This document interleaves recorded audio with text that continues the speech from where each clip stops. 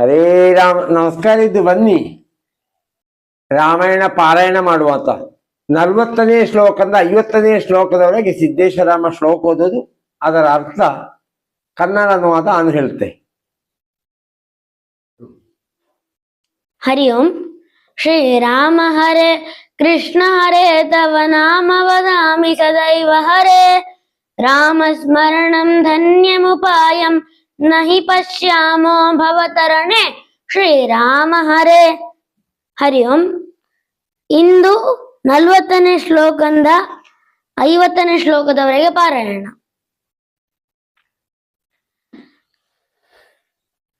ಪ್ರವಿಶ್ಯತು ಮಹಾರಣ್ಯಂ ರಾಮೋ ರಾಜೀವಲೋಚನಃ.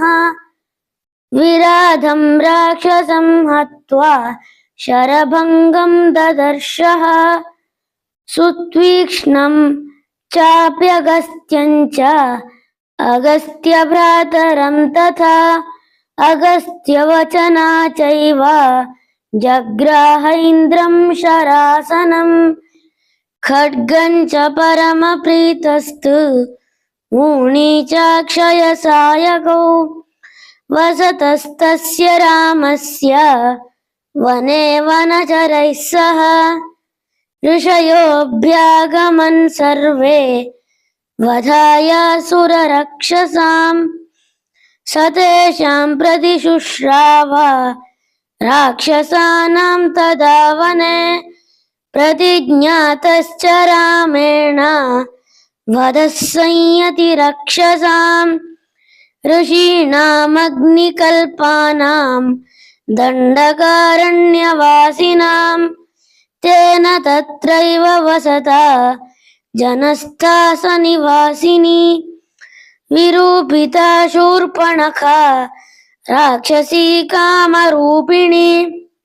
ತತಃ ಶೂರ್ಪಣಖಾ ವಾಕ್ಯ ದುದ್ಯುಕ್ತಾನ್ ಸರ್ವರಾಕ್ಷಸಾನ್. ಖರಂ ತ್ರಿಶಿರಸಂ ಚೈವ ದೂಷಣಂ ಚೈವ ರಾಕ್ಷಸಂ. ನಿಜಘಾನರಣೆ ರಾಮಂ ತೇಷಾಂ ಚೈವ ಪದಾನುಗಾನ್. ವನೆ ತಸ್ಮಿನ್ ನಿವಸತಾ ಜನಸ್ಥಾನ ನಿವಾಸಿನಾಂ. ರಕ್ಷಸಾಂ ನಿಹತಾನ್ಯಾಸನ್ ಸಹಸ್ರಾಣಿ ಚತುರ್ದಶ. ತತೋ ಜ್ಞಾತಿವಧಂ ಶ್ರುತ್ವಾ ರಾವಣಃ ಕ್ರೋಧಮೂರ್ಛಿತಃ. ಸಹಾಯಂ ವರಯಾಮಾಸ ಮಾರೀಚಂ ನಾಮ ರಾಕ್ಷಸಂ. ವಾರ್ಯಮಾಣಃ ಸುಬಹುಶೋ ಮಾರೀಚೇನ ಸ ರಾವಣಃ. ನ ವೀರೋಧೋ ಬಲವತಾ ಕ್ಷಮೋ ರಾವಣ ತೇನ ತೇ. ಅನಾದೃತ್ಯ ತು ತದ್ವಾಕ್ಯಂ ರಾವಣಃ ಕಾಲಚೋದಿತಃ.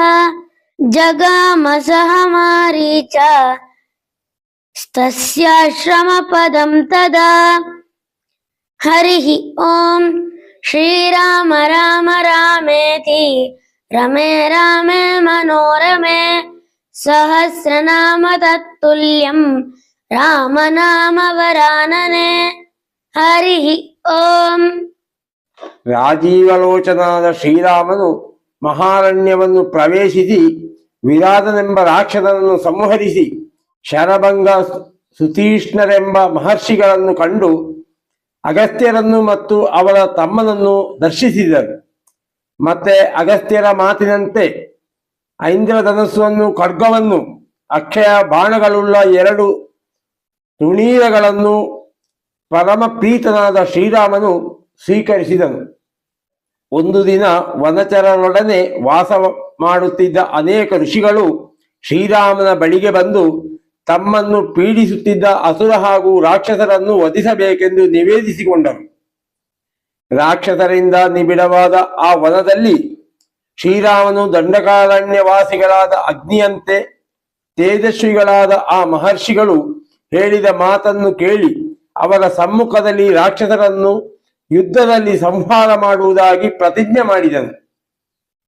ಅಲ್ಲಿರುವಾಗ ಶ್ರೀರಾಮನು ಜನನ ಸ್ಥಾನಿ ನಿವಾಸಿ ಕಾಮರೂಪಿಯಾದ ಶೂರ್ಪನಖ ಎಂಬ ರಾಕ್ಷಸಿಯನ್ನು ಲಕ್ಷ್ಮಣನಿಂದ ಆಕೆಯ ಮೂಗನ್ನು ಕತ್ತರಿಸುವಂತೆ ಮಾಡಿ ವಿರೂಪಗೊಳಿಸಿದನು. ಆಗ ಶೂರ್ಪಣಖಿಯ ಮಾತಿನಂತೆ ಖರ, ದೂಷಣ, ತ್ರಿಶಿರ ಎಂಬವರನ್ನು ಹಾಗೂ ರಾಕ್ಷಸರನ್ನು ರಾಮನು ವಧಿಸಿದನು. ಆ ವನದಲ್ಲಿ ವಾಸಿಸುತ್ತಾ ಶ್ರೀರಾಮನು ಜನಸ್ಥಾನ ನಿವಾಸಿಗಳಾದ 14,000 ರಾಕ್ಷಸರನ್ನು ವಧಿಸಿದನು. ತನ್ನ ಜ್ಞಾತಿಯಾದ ಖರಾದಿಗಳ ವಧೆಯನ್ನು ಶ್ರೀರಾಮನಿಂದ ಆಯಿತು ಎಂದು ತಿಳಿದ ರಾಕ್ಷಸನಾದ ರಾವಣನು ಕ್ರೋಧದಿಂದ ಉರಿದೆದ್ದನು. ರಾಮನ ಪ್ರತೀಕಾರ ಮಾಡಲು ಅವನು ಮಾರೀಚನೆಂಬ ರಾಕ್ಷಸನ ಸಹಾಯವನ್ನು ಕೋರಿದನು.